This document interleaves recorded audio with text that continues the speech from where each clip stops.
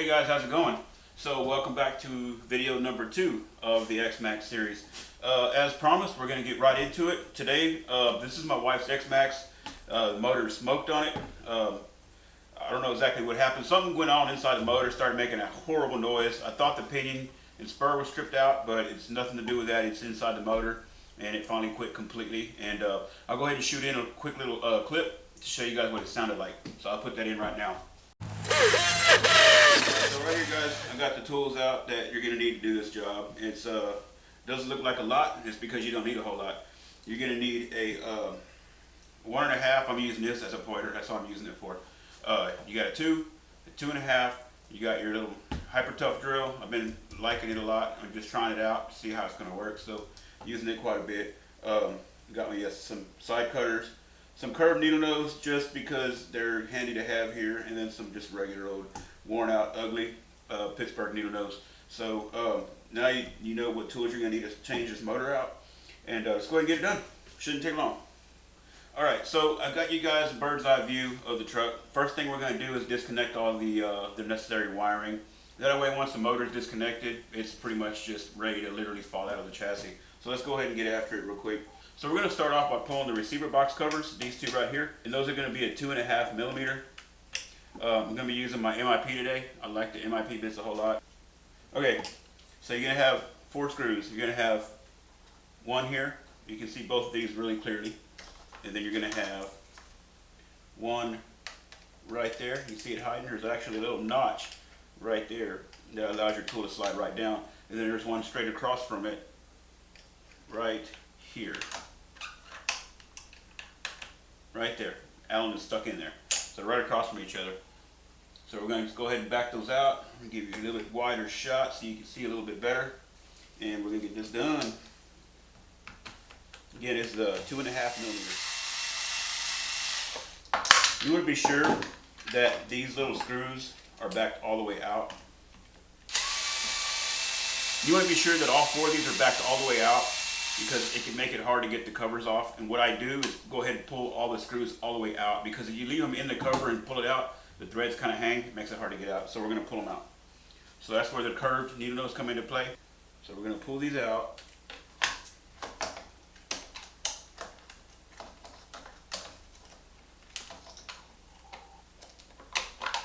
Okay, that one's out. So now this cover will come out a lot easier than it would with those screws on there. Walk it out right forward, bring it right out, and just set it over here in front of me. Now, we're going to go ahead and disconnect all of the wiring real fast. Let's go ahead and go in on that. So we got a zip tie holding these main power wires to the motor together. You can use a pair of side cutters like I showed earlier, or you can use, I've also used just a razor knife before. Either way, I'm going to use my side cutter. So we're going to go in here, cut that real quick. Got that out. Now we're just going to disconnect these real quick.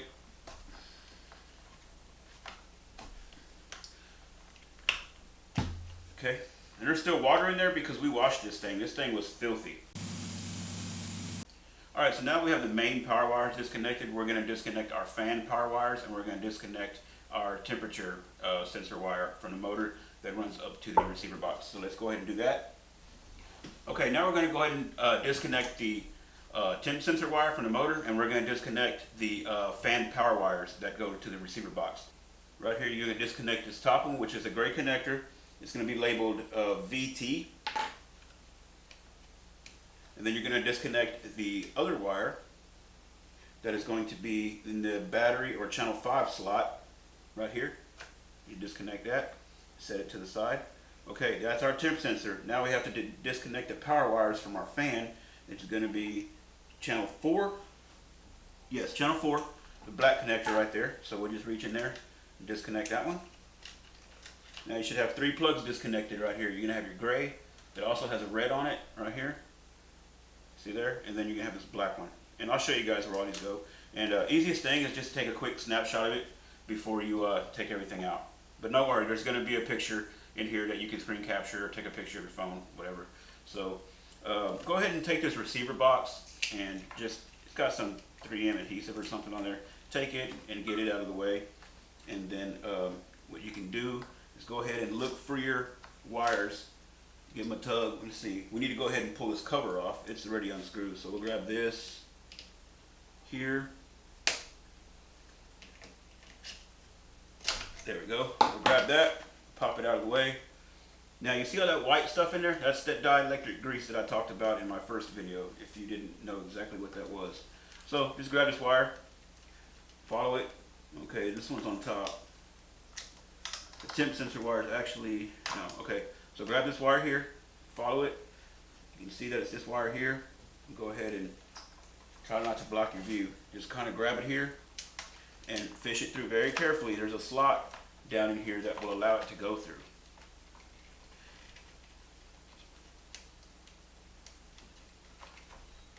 There, that's out of there. If it's wound around your temp sensor wire or tangled up, just go ahead and untangle it real fast. Just like that there. And just lay it out of the way, just like that. And now we have to do this black set of wires here, which is a temp sensor. It can be a little trickier to come through because it's also got this other wire piggybacking off of it. So just push your receiver out of the way. Don't freak out, you got this.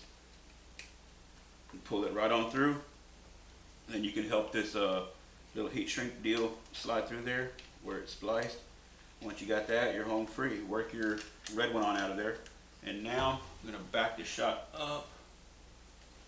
Now your motor, you got your temp sensor, you got your fan, and your main power wires are completely disconnected. So that motor is just about ready to come out. So now we're just going to pull the pinion spur gear cover off real fast, and we'll be ready to pull this motor out. Okay, so we're gonna go ahead and pull this pinion and spur gear cover off. There's two screws in there. You can see that they're located right here, and the other one is hiding just right there. These are already loose, so I'm gonna go ahead and pull them out. And the reason they're loose is I didn't do anything without you guys. I pulled the cover off out of the yard because I thought initially it was possibly a stripped off spur, but no, it was a motor. So we're gonna go ahead and pull that out of the way. And my chassis brace up here is broken, so it made it a little easier to come out. If you have a broken chassis brace like this, I would really recommend you just replace it. It's an $8 brace. This here will make the entire truck flex. I mean, you can just grab the shock tower here and you can probably see it in camera 1. Maybe in, well, you can see it there in camera 2. You see that flex? I mean, that's just with a little bit of manpower there. And you can only imagine what this poor truck sees coming off a 20-foot jump. You don't want that because it's going to flex your bulkhead and everything else. You can chew gears up, you can chew up diff gears, you can chew up a lot. So this little $8 piece of plastic is there for a reason. So if it's broken, replace it. And I'm going to replace it too. Alright, so let's go ahead and flip this truck over, disconnect it. Got 4 screws down there, the motor's ready to come out, and it's just a reverse procedure to put it back in. So we're going to turn it over, just like this. Now these 4 screws right here are 2.5, and you pull those out and that motor will fall out. So I'm going to take my hand and I'm going to put it underneath just to hold it up. Alright, so all 4 screws are out. This one wanted to be cantankerous, so you can grab it real quick. Alright. The motor's just sitting there now. So now what I'm going to do is go ahead and flip it back over, hold the motor in place, and we'll just lift it right out. There we go. Back in shot here. Okay, at this point, if I've disconnected everything properly, it's literally going to lift right out. So I'm going to zoom back on this top bird's eye camera here. Square it up. Okay, let's see what we got. Now don't just rip it out of there because these wires can be laced underneath the chassis brace. See right there? So we're just going to pull these back. And make note of how the wires are ran. I mean, you just run the way there's more, it's common sense. So there's the motor, motor's out. So I'm going to grab the new motor real quick and we will go ahead and switch out the heatsink and the fans real quick. Do our spur gear, motor mounts, transfer it all to the new motor, and we'll slap it back in. So let me grab the motor real fast, guys.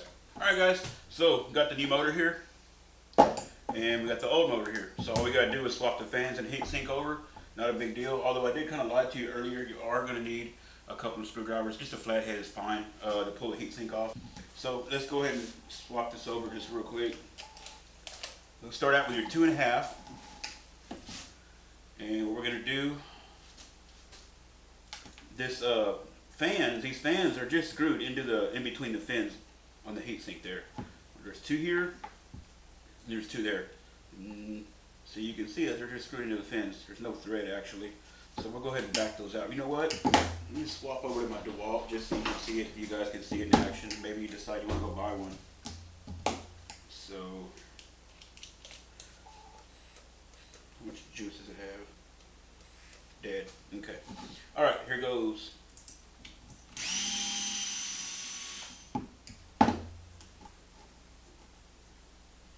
Doesn't have to come all the way out, as long as it's out of the heat sink. So I'm trying to position this so you guys can see what I'm doing and see the screwdriver work. So see there, it's on, and then you just give it a twist. If you want to go forward, you twist the other way. And if you've seen my first video, this one is glitchy. It hasn't been that way. It's been dropped quite a bit. It's been well used. That's it. Okay, I'm gonna go ahead and that fourth screw just went ahead and fell out. So now we can go ahead and just this will lift right off. See there. Just be sure that this wire's not tangled up on anything here. You can just take it and set it aside. There's your little fans in there. And now the heat sink just comes right off. It pops on there. And the way I usually get it off is I'll take, and you got these little slots right here, and I usually take one of my screwdrivers and just kind of pry it up like that.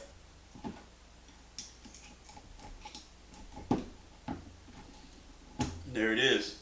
That's the whole kit and caboodle right there. Okay, now we need to pull the spur gear off. Now we're in a little bit tighter working area here. That baby was good and tight. I had some Loctite on that puppy. Put it back in something so I don't lose it. Okay, slid right off. That's good. Put that aside. Last thing we have to pull off is our motor mounts. So we will just take and widen our shop. There's a screw right here. It's 2.5. So you pop that right out. Flip it over. One on the back side to match. And there we go. You take that rear mount, pop it off, set it there. Take the front one off. And it's got a hole in there, see? Take and slide it right off.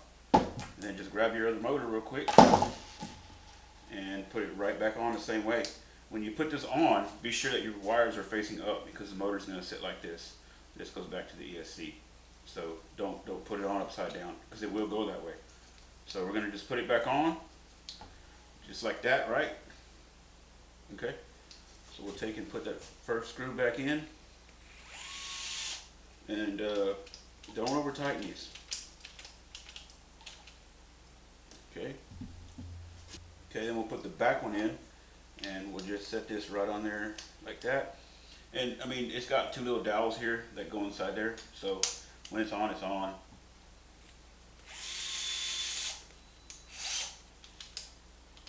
Good and tight. Okay, then reverse procedure, guys. The spur, the pinion gear, we're gonna leave that off because we have to set the mesh. So we're gonna leave that aside for the moment. Okay, so now we're gonna go ahead and put our heat sink back on, and it just goes back on just the way we took it off. So the motor sits in the truck this way. Temp sensor wire needs to go towards the front. So we'll put it back on just like that, and you just literally push it down. Boom. That's it there. Okay, so now we got that on, then we just put our fans back on. And remember, these fans, the screws just went right inside those coils there. So you can see where the screws were before. There was one right here and one right here. So we'll just line that back up and put it back in just the way they came out. So here we go with that.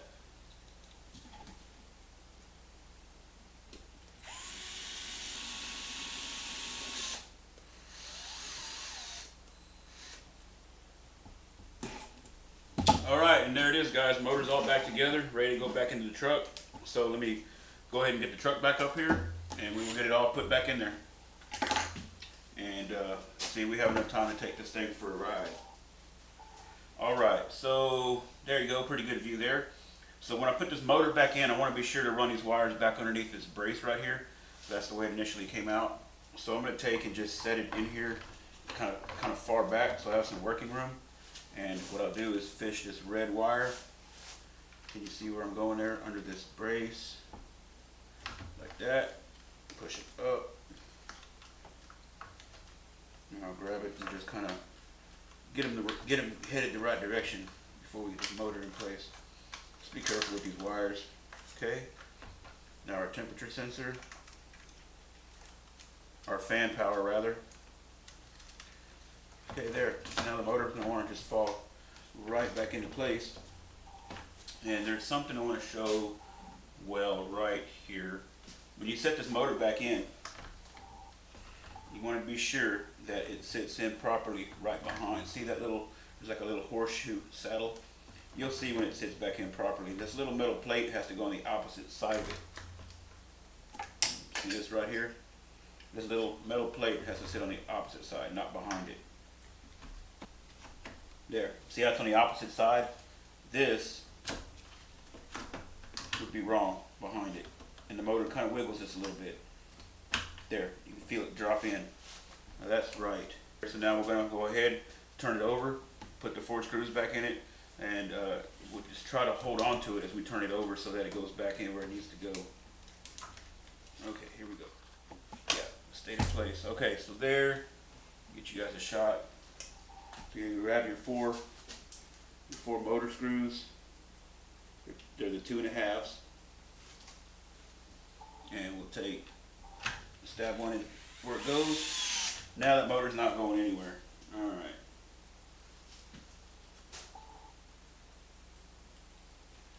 And we'll put the others in. You want to be careful with these. Tighten them by hand because, again, they're going into plastic and they will strip very easily.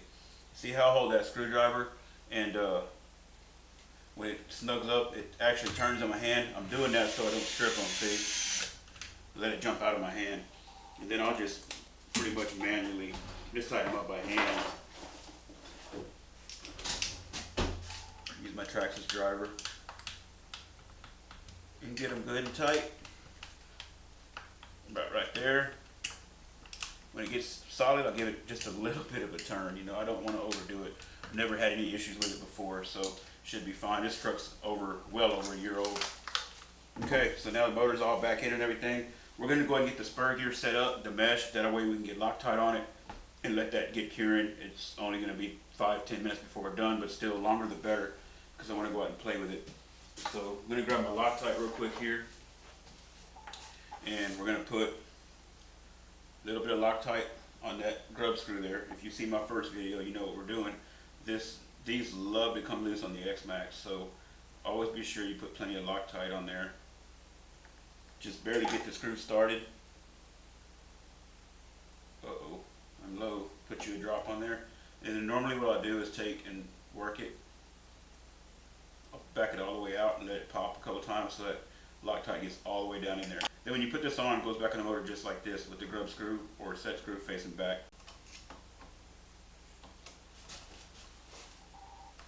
Okay, so now I'm going to go ahead and put this in the center now that you guys know what I'm doing. I'm going to be sure it's over the flat spot, get it where it needs to be. Yep, it's over the flat spot. And now, just going to snug it up real good. So here we go. That's good. You don't want to strip that screw out, trust me. Okay, so now that we have our mesh set, everything looks good. So now we're going to go ahead and put our little cover back on. If you had that little brace there, it'd be possible to put it over the top. The way I normally do it is I come in through the back of the shock towers, just like this. Let's see here. So we're going to go in like this, and then you can still reach through here if the brace is intact. Grab the tab and just set it right down, and that's it. It's in there. So now we're going to go ahead and run these screws back down. You have one screw right here, and one's right here behind that brace. There you can see it peeking right there. So we're going to tighten that back up. Those are 2.5s. And I'm going to go ahead and go back to my 90-degree little drill here because the camera is pretty close to me, the other camera that you guys are looking through. So I'm going to snug these back up. There we go. Snug these back up.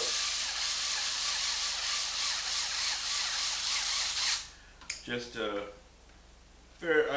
just run them down until they just stop and I'll leave them. This isn't holding anything.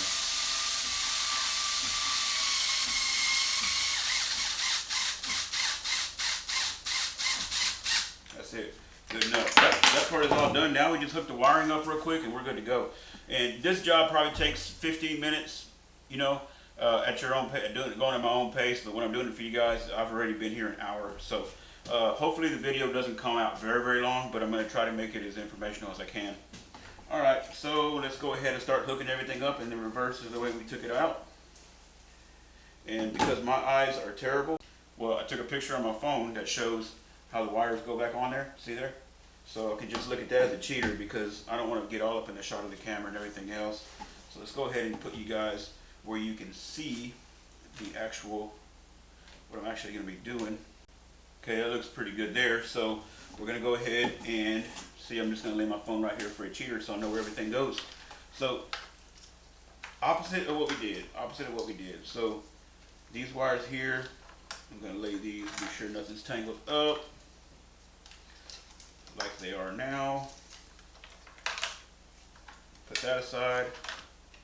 Put our temp sensor aside. Let's go ahead and hook up our main power wires right here. Zoom back just a hair. There we go. And easy, easy, easy. Black to black, white to white, blue to blue. There we go. Got that all buttoned up, and that kind of pulls them back from getting in our way over here. And then these battery wires, I'm just going to stick them down in there, and hopefully they keep out of the way. Alright, so now we're going to go ahead and go in with our temp sensor wire here. I'm going to start with the red one first. And it can be kind of tricky. I mean, I'm going to feed it back in just like this. You're going to feed it back into the top right here, to this little slot. Just the way these run. Just follow the other wires. See there? So you're going to just feed it back in. Like that. See how I got it going in there? Let me see if I can get my big old hand out of the way. And I lost my pointer. But you're just going to push it through there like that. And then you can grab it, pull it through. And then start this right here.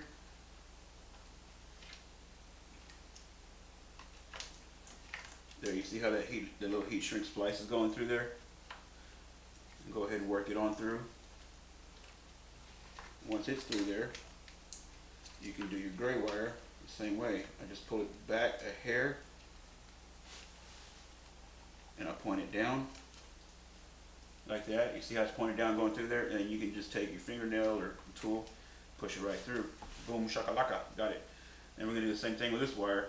See if I can get further back here. And push it straight down.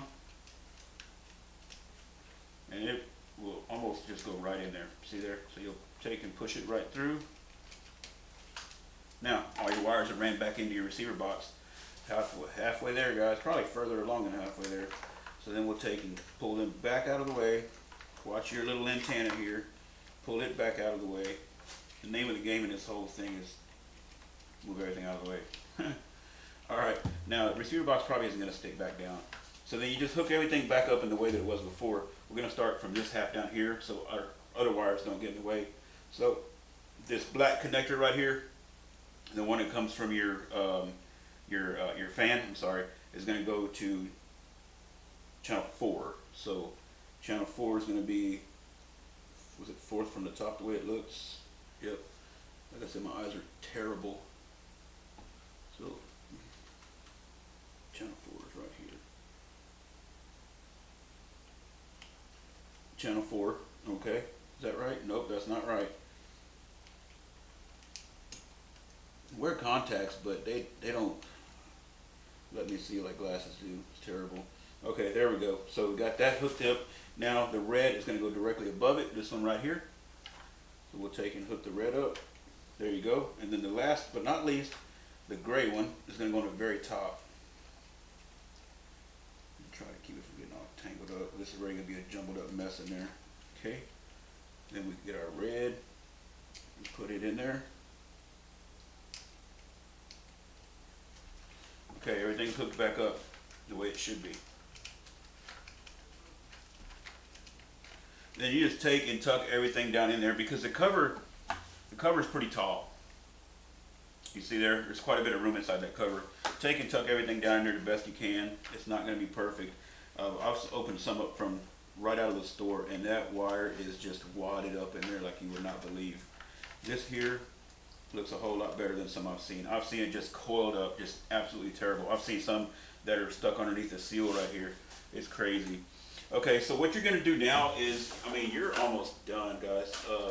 The other day I showed you guys this silicone grease. I call it dielectric compound. I think it's the same thing. what this is for is you push your wires down right here on top. Let me see if I can get you guys a better shot. Where these wires run down across this deal here, they use that to seal water and stuff like that out. So what you do, you take and you push your wires down. Be sure they're in between those little grooves. There's little grooves there you'll see when you're up close and personal with it. And what you do is you take some of this grease and you run it across the top there. Sometimes what you can do is smear it across here, and it's actually easier, and that's what I'm going to do now.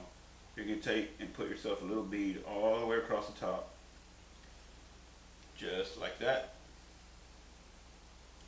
And then you just take and set that back down on there, and that's supposed to help keep water and stuff like that out of there, basically. So let's go ahead and set that back on there. Your antenna goes towards the front. Then we're going to have to undo what we just did. We're going to take this wire here that leads to it, the little black wire, and we're going to pull it, shorten it up, and pull it on down, and just pull it on inside the receiver box until all your slack is out and your little cover is where it belongs. That's all there is to this here. Move forward. The key with all of this stuff here is just to be patient. This can be tedious. There. Boom. Perfect. Okay, now we're going to put our 2 screws back in there real quick.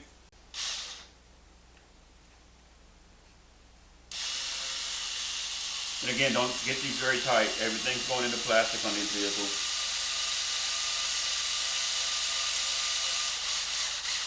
And they use really long screws on these things. I don't know what the deal is with that, but run them all down in there. I guess it helps keep them from stripping. Okay, that's that. Now we're going to re-wad up our wiring. I wonder if that's a word. Re-wad. Alright. Try to keep the wire out from underneath the receiver box. You want it to sit flush.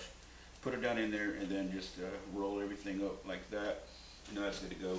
And then you can also take some of this grease and run you a bead around here to keep water out. It's already got an O-ring there. I'm not going to put anything on it. I usually don't play in water a whole lot. I don't like to. I actually washed this truck at the car wash before we started because it was filthy. And I'll slide in a quick little montage of the wash. But we'll go over washing it and all that stuff later in a separate video. I'll make one just solely on washing the truck and what I think and stuff like that. But I've washed my trucks with a pressure washer a lot. I don't have a pressure washer at the moment because somebody ran it over. But yeah, I've always pressure washed them when I got done. Not always when I get done with them, but when they get filthy and they've gotten muddy on a rainy day or something, and I did inevitably end up in water, in mud and stuff like that, I'll definitely just pressure wash them off, to keep them clean. But I don't think it's a good idea to do it all the time because you're subjecting them to a lot of water that way. So we'll just take and put our cover back on. And when you do this, take your time. Be sure there's not any wires underneath the seal because then you're going to let water in there. And you don't want that. There we go. Back on. So we'll take our last 2 screws here for the receiver box. Again, be sure there are no wires underneath there. So then you're going to either pinch the wire or you're going to have a way for water to get in there.